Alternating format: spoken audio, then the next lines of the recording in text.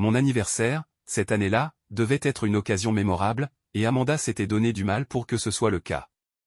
Depuis des semaines, elle planifiait une fête extravagante, en m'assurant que ce serait la meilleure soirée de ma vie. La maison était transformée, guirlandes lumineuses drapant les murs, tables ornées de centres de table éclatants, et un bar à cocktail improvisé installé sur la terrasse. Amanda avait invité une foule, plus d'une centaine de personnes, allant de nos amis proches à des visages que je ne reconnaissais absolument pas.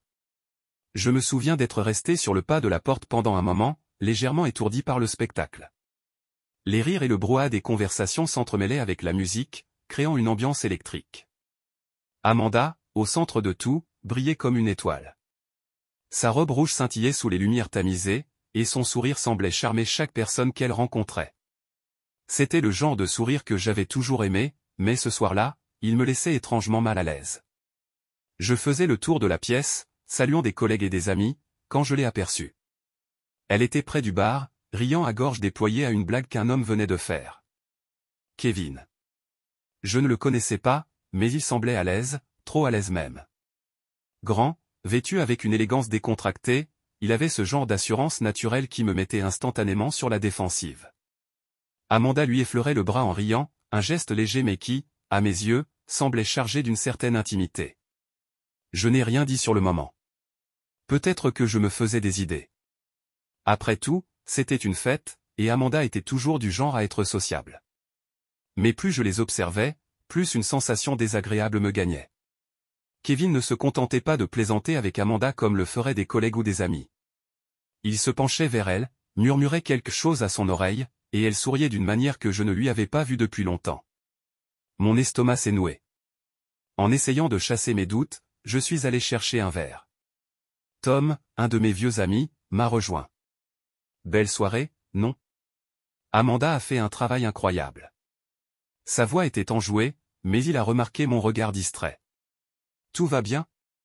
Je lui ai répondu par un hochement de tête, incapable de formuler une réponse honnête. Pendant ce temps, Amanda et Kevin s'étaient déplacés vers un coin plus calme de la pièce. Elle était toujours souriante, mais il y avait une proximité entre eux que je ne pouvais plus ignorer. Ma mâchoire s'est serrée. Quand elle est enfin revenue vers moi, son rire léger précédant son arrivée, je l'ai interrogée, tâchant de paraître détendue. Qui est ce gars? Elle a feint une indifférence totale. Oh, Kevin? Juste un ami d'un ami. Il est sympa, non? Sa réponse était anodine, mais quelque chose dans son ton manquait de sincérité. La soirée s'est poursuivie, mais je n'ai pas réussi à me détendre. Chaque éclat de rire venant de leur direction, chaque fois que leurs regards se croisaient, c'était comme une aiguille qui s'enfonçait un peu plus profondément. À un moment donné, je les ai vus s'éclipser ensemble vers la terrasse. Mon instinct me criait de les suivre, mais je suis resté cloué sur place, me demandant si j'étais en train de devenir paranoïaque ou si mon mariage venait de franchir une ligne invisible mais irréversible. Quand Amanda est revenue, un peu plus tard, elle était radieuse comme si rien ne s'était passé. Elle a placé sa main sur mon bras et m'a chuchoté à l'oreille, « Tout le monde adore la fête. Tu passes un bon moment, toi aussi, n'est-ce pas ?» Je l'ai regardé, cherchant une faille, un indice, mais son sourire restait impeccable. J'ai forcé un sourire en retour, mais à l'intérieur, quelque chose s'était brisé. Je me suis retrouvé à m'accrocher à mon verre comme si c'était la seule chose me maintenant ancrée à la réalité. Les éclats de rire et le bruit ambiant de la fête semblaient s'éloigner, comme un bourdonnement lointain, pendant que mon attention se fixait sur eux. Kevin se penchait vers Amanda, parlant tout bas, trop bas pour que je puisse entendre. Elle riait, un rire léger, mélodieux, mais étranger. Ce n'était pas le rire chaleureux que j'avais connu, celui qu'elle réservait à nos plaisanteries complices. Non, c'était différent, presque nerveux, comme si elle partageait un secret. Je l'observais, le cœur lourd, en me demandant depuis combien de temps je n'avais pas vu ce sourire sur son visage. 6 mois? Peut-être plus. Ses regards, quand elle en daignait un dans ma direction, étaient dépourvus de toute chaleur. Elle semblait ailleurs, comme si j'étais un invité de plus, un détail insignifiant dans cette soirée pourtant censée célébrer mon anniversaire. Je me sentais étrangement invisible, éclipsé par la présence de cet homme. Kevin ne se contentait pas de monopoliser son attention, il avait aussi cette attitude qui m'irritait profondément. À un moment donné, il a levé son verre dans ma direction, un sourire narquois étirant ses lèvres. Ce n'était pas un toast amical, ni un geste innocent. C'était un ricanement silencieux, une provocation calculée, et il savait exactement ce qu'il faisait. Mon estomac s'est noué, un mélange de colère et de malaise m'envahissant. Je voulais me convaincre que j'imaginais des choses, que ma jalousie me jouait des tours. Peut-être qu'Amanda était simplement trop polie pour ignorer un invité. Peut-être que Kevin n'était qu'un type arrogant, un peu trop sûr de lui. Mais ces explications ne tenaient pas face à ce que je voyais. Il y avait une complicité entre eux qui ne pouvait pas être feinte. Chaque geste semblait chargé d'une signification que je ne pouvais qu'interpréter comme un signal d'alarme. J'ai décidé de faire un effort pour reprendre le contrôle de la situation. Je me suis approché d'eux, un sourire forcé accroché au visage.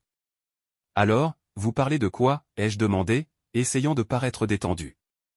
Amanda a sursauté légèrement, comme si elle ne m'avait pas vu venir.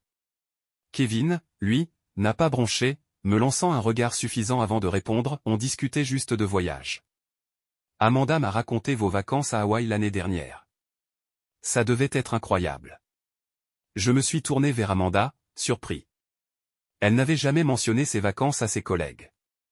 En fait, elle en parlait rarement, comme si ce moment que nous avions partagé n'avait jamais eu d'importance pour elle. Oui, c'était sympa, ai-je murmuré, le ton amer malgré moi. Amanda a détourné le regard, évitant le mien, et a rapidement changé de sujet. Elle semblait nerveuse, et cela ne faisait que renforcer mes soupçons. Je suis resté avec eux quelques minutes de plus, mais l'ambiance était tendue. Kevin, toujours confiant, continuait à parler avec désinvolture, comme si ma présence n'était qu'une légère nuisance. Amanda, de son côté, semblait étrangement crispée. Quand elle a finalement prétexté devoir vérifier quelque chose dans la cuisine, je l'ai suivie du regard, luttant contre l'envie de la confronter immédiatement. Pendant qu'elle s'éloignait, Kevin a pris une gorgée de son verre, son sourire moqueur toujours présent. Il m'a lancé un simple « belle soirée », n'est-ce pas, avant de s'éloigner lui aussi, me laissant seul avec mes pensées. J'ai serré les poings, une vague de frustration montant en moi. Ce n'était plus juste de la jalousie. C'était une certitude glaciale qui commençait à s'installer. Quelque chose n'allait pas, et il était temps pour moi de le découvrir. Alors que je me tenais près du buffet, une coupe de champagne à la main, j'entendis Amanda taper doucement sur son verre avec une cuillère. Le tintement cristallin fit taire peu à peu la foule, les conversations se muant en murmures, puis en silence complet. Tout le monde se tourna vers elle alors qu'elle montait sur une chaise, ses talons dorés scintillant sous les lumières. Elle était éclatante, son sourire radieux captivant tous les regards. « Mesdames et messieurs », annonça-t-elle, sa voix claire et forte, « je voudrais prendre un moment pour remercier chacun d'entre vous d'être ici ce soir. Vous rendez cette fête inoubliable, et je suis certaine que Nick se sent aussi chanceux que moi de vous avoir dans nos vies. » Les invités applaudirent, et je me sentis légèrement réconforté, pensant qu'elle allait enfin recentrer la soirée sur ce qu'elle devait être, une célébration pour mon anniversaire. Mais elle poursuivit, sa voix adoptant une chaleur qui semblait calculée. « Et maintenant, un toast. À Nick, mon mari bien-aimé. » Elle leva sa coupe de champagne, et la foule l'imita. Le partenaire le plus fidèle et le plus gentil qu'une femme puisse souhaiter. Les applaudissements reprirent, mais je ne pouvais pas bouger. Mon sourire figé dissimulait à peine le tourbillon d'émotions qui s'abattait sur moi. Elle prononçait ces mots comme si elle récitait une ligne d'un script, mais ce n'était pas cela qui me dérangeait le plus. Ce fut son regard. Amanda détourna les yeux de moi pour regarder Kevin. Pas un simple coup d'œil distrait, mais un regard chargé de quelque chose que je ne voulais pas comprendre. Kevin, toujours nonchalant, était appuyé contre le mur, une coupe à la main. Lorsqu'elle termina son toast, elle sourit dans sa direction, un sourire prédateur, presque triomphant. Mon cœur se serra dans ma poitrine. Était-ce réel ? Était-elle en train de détourner un moment qui m'était dédié pour le transformer en une blague silencieuse entre elle et cet homme ? Les rires et les applaudissements de mes invités autour de moi me semblaient soudain étrangers, comme un bruit de fond irréel. J'étais au centre de la pièce, mais jamais je ne m'étais senti aussi invisible. Kevin leva discrètement sa coupe en retour, un sourire en coin sur ses lèvres, et je compris. Ce toast n'était pas pour moi. Il était pour lui, ou du moins, c'était ainsi que je le percevais. Tout cela semblait être une farce cruelle, une scène orchestrée pour me ridiculiser dans ma propre maison. La pièce me parut soudain étouffante, chaque éclat de rire résonnant comme une moquerie. Amanda descendit de la chaise avec une grâce parfaite, rayonnante, et reprit sa place parmi les invités. Elle s'approcha de moi, posant une main légère sur mon bras, comme pour m'inviter à partager sa joie. « N'est-ce pas merveilleux que tout le monde soit venu ?» demanda-t-elle, son ton léger, comme si tout était normal. Je la fixai, incapable de formuler une réponse. Les mots me manquaient, mais pas les pensées. Chaque fibre de mon être me criait que quelque chose était terriblement, terriblement faux. Ce n'était pas simplement de la paranoïa ou de la jalousie. Il y avait une intention derrière tout cela, et je n'étais plus sûr de connaître cette femme avec qui je partageais ma vie. Kevin passa non loin de nous, son regard croisant le mien. Il n'essaya même pas de masquer l'arrogance de son sourire. J'avais envie de l'interpeller, de lui demander ce qu'il cherchait à prouver, mais les mots restèrent coincés dans ma gorge. Tout le monde autour de moi riait, discutait, et savourait cette soirée, inconscient de la tempête qui faisait rage en moi. « Excuse-moi une seconde » murmurai-je à Amanda, ma voix tremblant légèrement. Elle me lança un regard perplexe, mais je ne restai pas pour voir sa réponse. Je me dirigeai vers la cuisine, cherchant un moment de solitude pour respirer et rassembler mes pensées. Je posai mon verre sur le comptoir et m'appuyai sur le bord de l'évier, fixant mon reflet dans la vitre sombre de la fenêtre. Je ne pouvais plus ignorer ce que je ressentais. Ce toast, cet échange de regards, cette soirée tout entière. Tout cela formait un tableau qui me donnait envie de crier. J'entendis des éclats de rire provenant de la pièce voisine, dont un qui m'était désormais familier, celui de Kevin. Je me tournai lentement vers la porte de la cuisine, mes poings serrés. Une partie de moi voulait retourner dans cette salle et affronter les deux coupables de cette humiliation publique. Mais une autre partie, plus rationnelle, savait qu'il valait mieux attendre. Je ne voulais pas leur donner la satisfaction de me voir perdre mon sang-froid. Alors, je restai là, seul, écoutant les échos d'une fête qui m'avait volé bien plus qu'une simple soirée d'anniversaire. Le lendemain matin, une étrange sensation pesait sur moi. La maison, habituellement vivante et accueillante, semblait étrangement froide. Amanda était déjà partie travailler, comme si tout était parfaitement normal, et moi, je me retrouvais seul avec mes pensées. Mes doutes de la veille étaient toujours là, plus intenses encore. Cette fête, ce toast, ces regards échangés avec Kevin. Rien ne sonnait juste. J'ai essayé de me raisonner, de me convaincre que je faisais des montagnes d'une taupinière. Mais cette petite voix dans ma tête refusait de se taire. Chaque détail de la veille refaisait surface, me poussant à une conclusion que je ne voulais pas admettre. Finalement, j'ai cédé. Je ne voulais pas le faire, je ne voulais pas devenir ce type, mais mes mains semblaient agir d'elles-mêmes. J'ai pris son téléphone, posé négligemment sur la table du salon. C'était un acte que je n'avais jamais envisagé avant. Nous avions toujours eu une relation basée sur la confiance, ou du moins c'est ce que je pensais. Mais maintenant, cette confiance semblait fissurée, et je devais savoir. J'ai déverrouillé l'écran avec un mélange de culpabilité et de détermination, mon cœur battant à tout rompre. Le premier réflexe d'Amanda avait toujours été d'effacer les traces de ce qu'elle voulait cacher.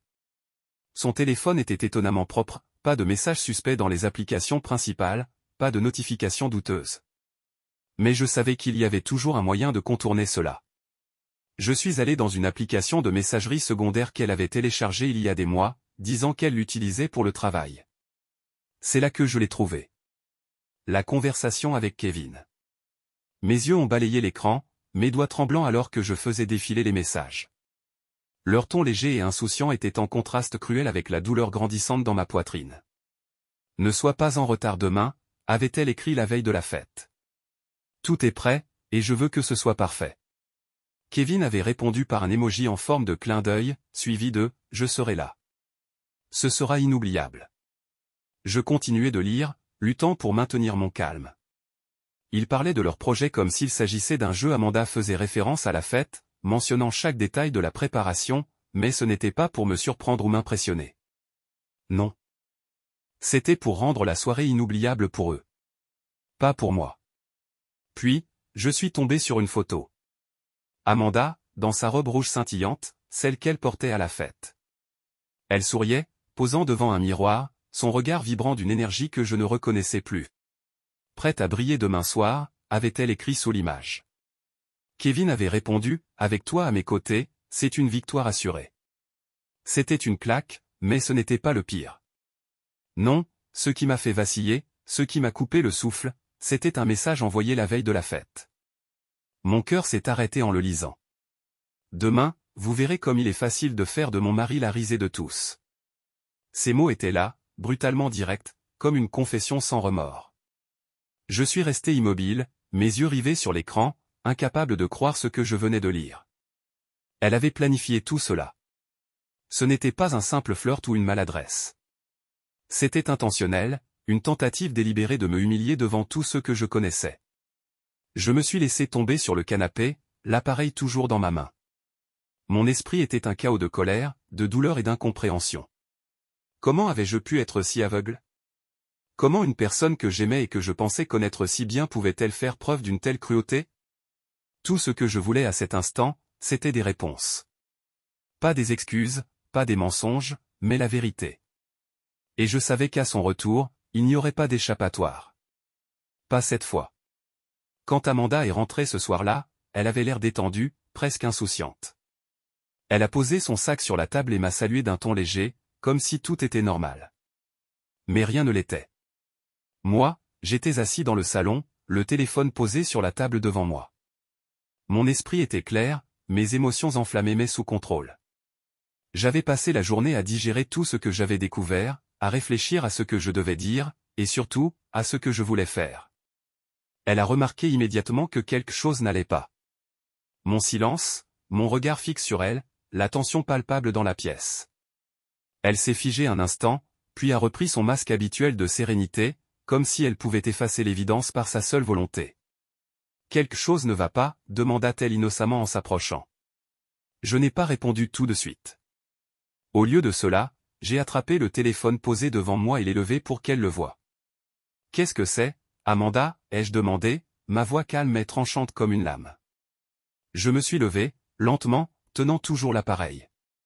Son sourire s'est effacé en une fraction de seconde. « Quoi ? De quoi tu parles ?» a-t-elle répondu, son ton oscillant entre confusion feinte et légère panique. J'ai ouvert la conversation avec Kevin et lui ai montré l'écran, mes yeux ne quittant pas les siens. « Tu veux que je lise ? Ou tu veux m'expliquer toi-même ?» Elle a reculé légèrement, comme si elle cherchait une porte de sortie, une excuse. « Nick, écoute, ce n'est pas ce que tu crois. » A-t-elle commencé, mais ses mots étaient maladroits, sans conviction. « Ne me prends pas pour un idiot, Amanda, » ai-je craché, sentant ma colère monter. Je vois tout. Les messages, les photos, cette fête? Ce n'était pas pour moi, c'était pour toi et lui. Vous avez planifié tout ça pour me ridiculiser, n'est-ce pas? Elle a ouvert la bouche pour protester, mais je l'ai coupée. Et ne me dis pas que j'ai mal compris. Explique-moi ce message, demain, vous verrez comme il est facile de faire de mon mari la risée de tous. Explique-moi ça, Amanda. Dis-moi que ce n'est pas vrai. Elle s'est figée, son masque s'effritant sous le poids de la vérité. Pendant un instant, j'ai cru qu'elle allait s'excuser, qu'elle allait pleurer et avouer une faiblesse humaine quelconque. Mais non. Au lieu de cela, elle a redressé les épaules, ses yeux lançant des éclairs. « Oui, je l'ai fait », a-t-elle lâché avec un ton qui mélangeait défi et indifférence. « Tu veux savoir pourquoi ? Parce que tu es ennuyeux, Nick. Tu es prévisible. Chaque jour avec toi, c'est la même routine, la même conversation. Tu ne peux pas me surprendre. Alors oui, j'ai eu envie de quelque chose de différent, quelque chose d'excitant. Kevin m'a donné ça. Et tu sais quoi? Je ne m'en excuse pas. Ces mots m'ont frappé comme un coup de poing. Ennuyeux. Prévisible. Voilà comment elle me voyait après des années de mariage. Pas comme un partenaire, pas comme quelqu'un qu'elle respectait ou appréciait. Juste comme une présence fade dans sa vie qu'elle pouvait manipuler et tourner en dérision. Je me suis figé, tentant de digérer ce qu'elle venait de dire. Mais quelque chose en moi s'est brisé à ce moment précis. Ce n'était pas seulement de la douleur que je ressentais.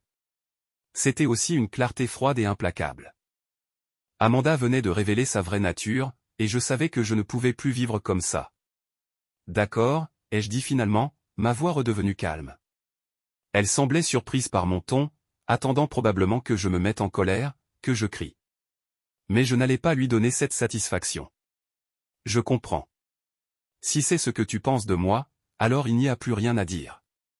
Ça y est, je m'en vais. Elle a cligné des yeux, choquée. Quoi? Tu ne peux pas être sérieux. Nick, arrête de dramatiser. Ce n'était qu'un jeu. Je l'ai regardé, fixant ses yeux pleins de calculs et de fausses justifications. Un jeu, Amanda? Ce n'était pas un jeu pour moi. Tu as décidé de jouer avec moi, de me trahir, de me ridiculiser. Mais je ne joue plus. Je me suis dirigé vers la chambre, attrapant un sac et y jetant des affaires sans me soucier de ce que je prenais. Elle me suivait, continuant à parler, sa voix oscillant entre colère et panique. Tu ne peux pas partir. Tu vas tout gâcher. Et puis, où iras-tu? Je me suis arrêté et les regardé une dernière fois. Je préfère être n'importe où qu'ici, Amanda. Avec toi, il ne reste plus rien. Puis j'ai tourné les talons et je suis sorti, la laissant seule dans cette maison pleine de faux souvenirs. Je me tenais là, dans notre chambre, devant la valise ouverte sur le lit. Chaque vêtement que je glissais à l'intérieur semblait peser une tonne. Ce n'était pas seulement du tissu ou des objets, c'étaient des fragments de ma vie que je ramassais pour quitter définitivement ce que je pensais être mon foyer. Amanda continuait de parler depuis le couloir, mais ses mots n'étaient plus qu'un bruit de fond. Je n'écoutais pas. Je ne pouvais pas.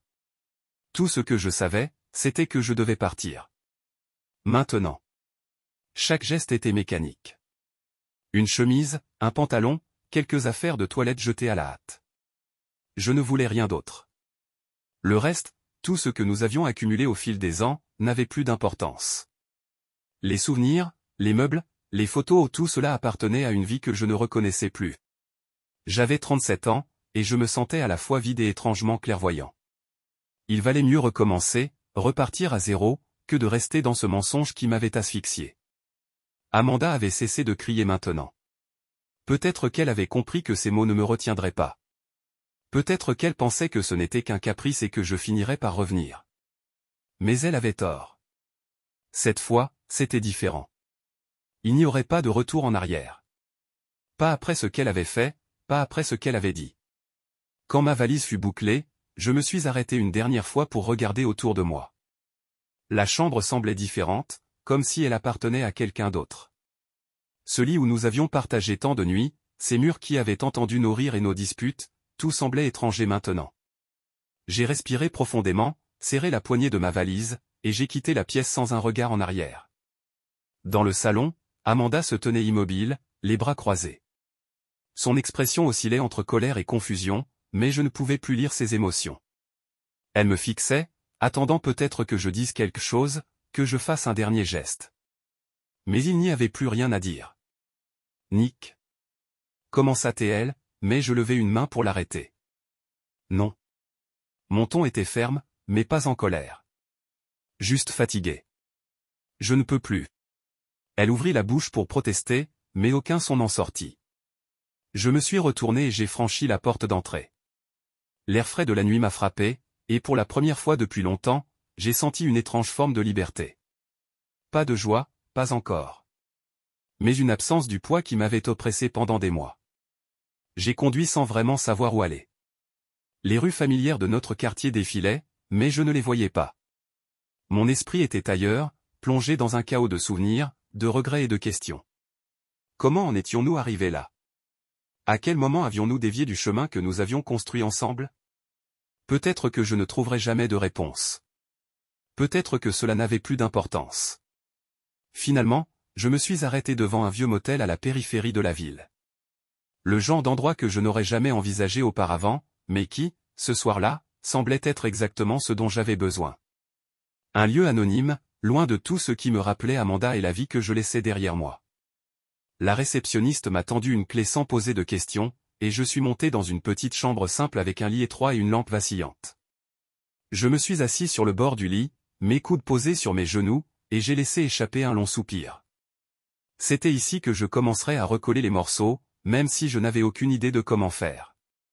Cette nuit-là, je n'ai presque pas dormi. Mes pensées tournaient en boucle, revisitant chaque moment de ces dernières années.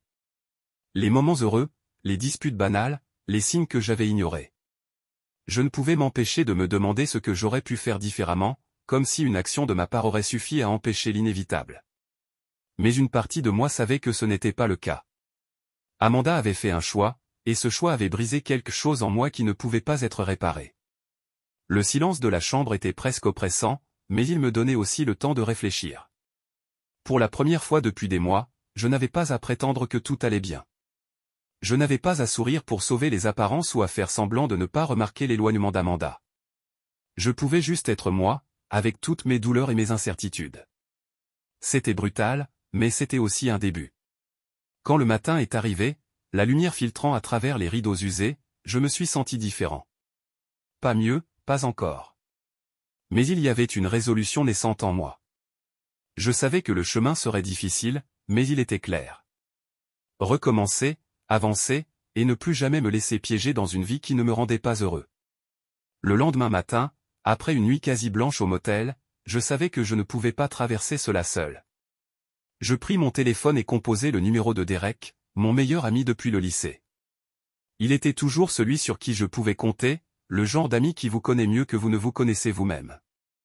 Lorsque sa voix fatiguée répondit à l'autre bout, je fus submergé par un mélange de soulagement et d'hésitation.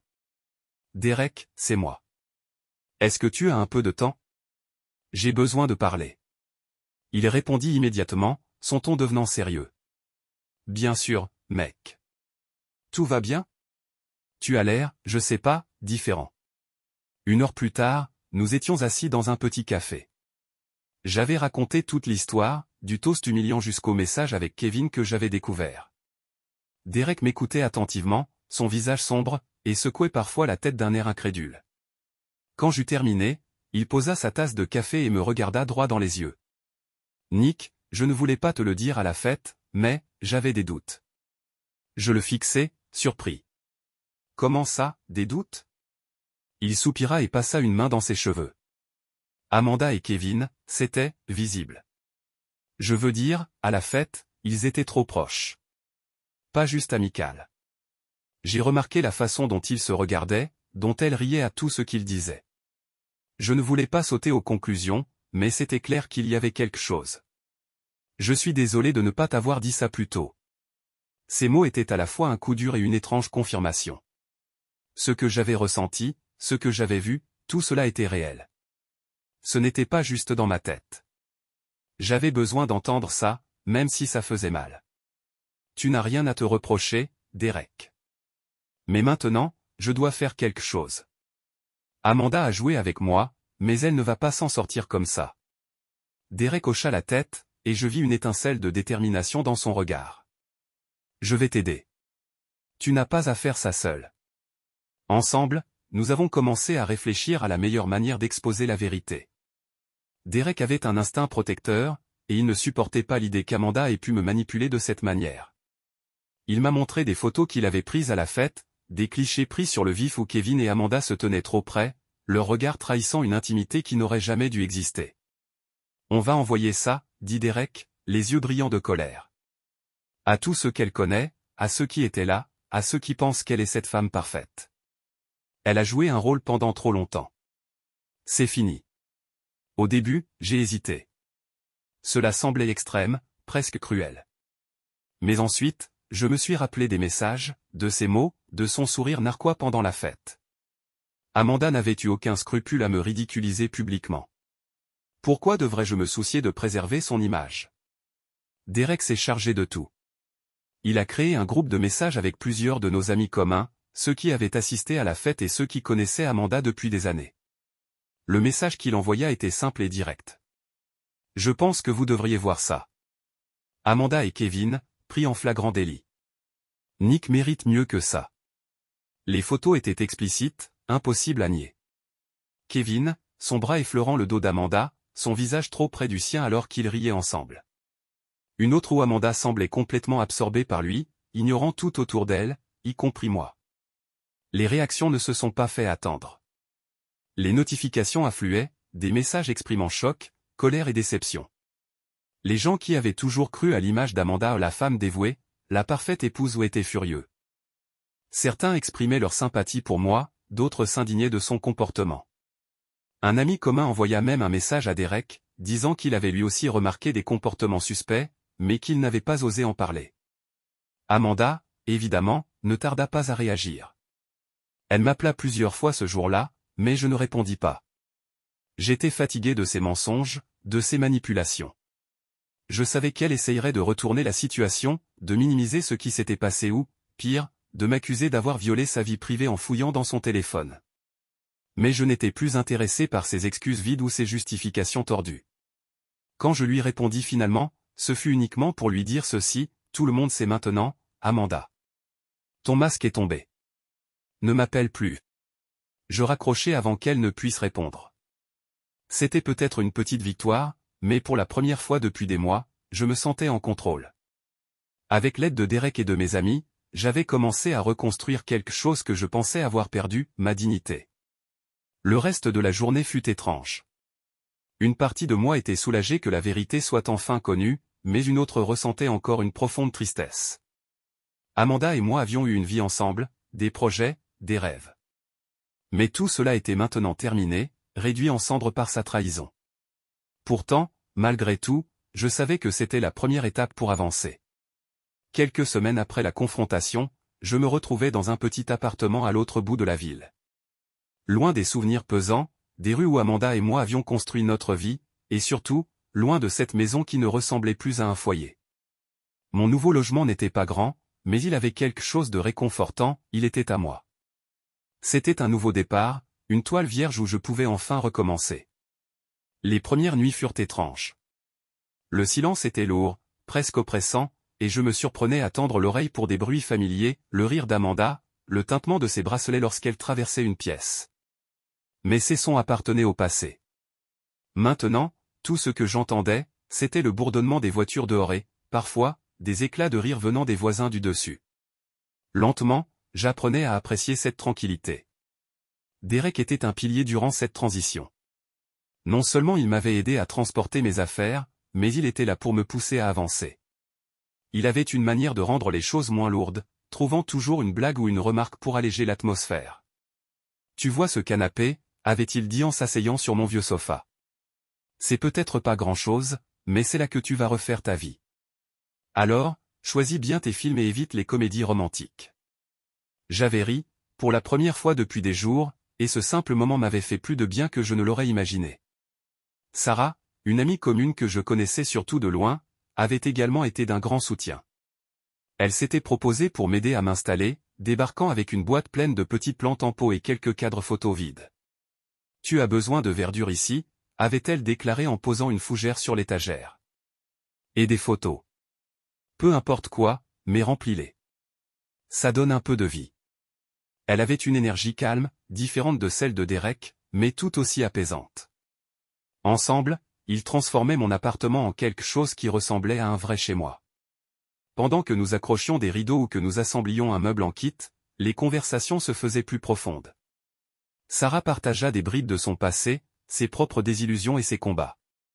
À travers ces moments, une connexion naturelle s'établit. Ce n'était pas seulement de l'amitié, c'était une compréhension mutuelle, quelque chose de sincère et de rare. Une nuit, après que Derek soit parti, Sarah resta un peu plus longtemps pour m'aider à finir de ranger. Nous nous sommes retrouvés assis sur le tapis, entourés de cartons ouverts et de livres éparpillés. Elle m'a regardé avec un sourire chaleureux. « Tu sais, je pense que tu vas t'en sortir, Nick. » Je haussai les épaules, incertain. « Je l'espère. C'est juste, dur d'imaginer l'avenir en ce moment. » Elle posa une main légère sur mon bras, un geste simple mais chargé de réconfort. « Tu n'as pas besoin de tout imaginer maintenant. Un jour après l'autre, c'est suffisant. Regarde autour de toi. Tu as déjà commencé. » Et elle avait raison. En regardant mon appartement, je vis quelque chose que je n'avais pas remarqué auparavant. Ce n'était peut-être pas parfait, mais c'était un espace qui respirait la nouveauté, un espace qui était véritablement mien. Ce fut à ce moment-là que je réalisai que je pouvais respirer à nouveau. Pas seulement physiquement, mais mentalement et émotionnellement. La tension constante que j'avais ressentie durant les derniers mois s'était dissipée, remplacée par une étrange légèreté. Je n'avais plus à marcher sur des œufs, à surveiller mes mots ou mes gestes pour éviter des conflits ou des mensonges. Avec le soutien de mes amis, je me permettais enfin de vivre pour moi-même. J'ai repris des habitudes que j'avais abandonnées depuis longtemps, lire tard dans la nuit, courir tôt le matin, cuisiner des repas pour le plaisir et non par obligation. Ce n'étaient que de petits gestes, mais ils représentaient une redécouverte de ce que j'étais avant que tout ne s'effondre. Et puis, il y avait Sarah. Plus nous passions de temps ensemble, plus il devenait évident qu'elle jouait un rôle dans ce renouveau. Il n'y avait pas de précipitation, pas de promesse. Juste une présence constante, une lumière douce qui éclairait un chemin vers quelque chose de nouveau, peut-être quelque chose de beau. En me couchant ce soir-là, pour la première fois depuis des mois, je me sentis en paix. La douleur de la trahison d'Amanda n'avait pas complètement disparu, mais elle n'était plus tout ce que je voyais. Il y avait autre chose maintenant, une lueur d'espoir, un futur que je pouvais envisager sans peur. Et cela, je savais, était le véritable début d'une nouvelle vie.